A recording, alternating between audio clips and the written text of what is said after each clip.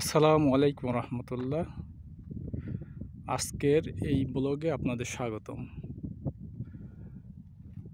আমি এখন যেখানে দাঁড়িয়ে আছি কুয়েত এবং ইরাকের সীমান্তবর্তী এলাকা। এই স্থানটার নাম কুয়েতি এলাকার নাম খাবারি আল আওয়াজেম। এবং আমি একটু জুম করি, আপনারা দেখতে পাচ্ছেন সামনে কয়েকটা ছোট ছোট ঘর আছে। এটা হলো কুয়েত ইমিগ্রেশন। এই ইমিগ্রেশন পার হলেই ইরাকের বসরা অঞ্চল। আসলেই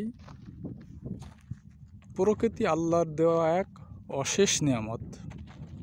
তাই আল্লাহ বলছেন, তোমরা সময় পেলে এই প্রকৃতির মাঝে ঘোরার জন্য এবং প্রকৃতিকে দেখার জন্য প্রত্যেক মুমিনের উচিত সময় সুযোগ করে আল্লাহর অপূর্ব সৃষ্টিগুলো দেখা। আপনারা দেখতে পাচ্ছেন বিশাল, চারদিকে যতদূর তাকাবেন দেখবেন ধুধু মরুপ্রান্তর, মরুভূমি, জনমানবহীন অঞ্চল।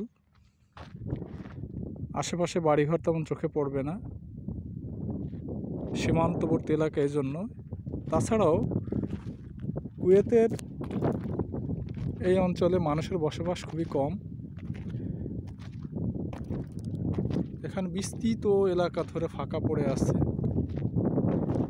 রাস্তা আছে সামনে দেখতে পাচ্ছেন, এই রাস্তা দিয়েও খুব কম গাড়ি আনাগোনা করে। শুধুমাত্র কুয়েত এবং ইরাকের মধ্যে এক্সপোর্ট এবং ইম্পোর্টের কাজে যে সমস্ত লোকজন যাতায়াত করে তাদের গাড়িগুলো এখান থেকে যাওয়া আসা করে। আজ ওয়েদারটা অনেক ভালো, গরমের পরিমাণ খুবই কম। অন্যান্য দিন এই সময়ে প্রচুর পরিমাণে তাপ থাকে। তো আজ আলহামদুলিল্লাহ, আল্লাহর কাছে অশেষ শুকরিয়া, মেহেরবান আল্লাহ তাআলা তার এই নগণ্য বান্দাকে এইখানে নিয়ে এসেছেন এবং তার এই প্রকৃতি দেখার সৌভাগ্য করে দিয়েছেন।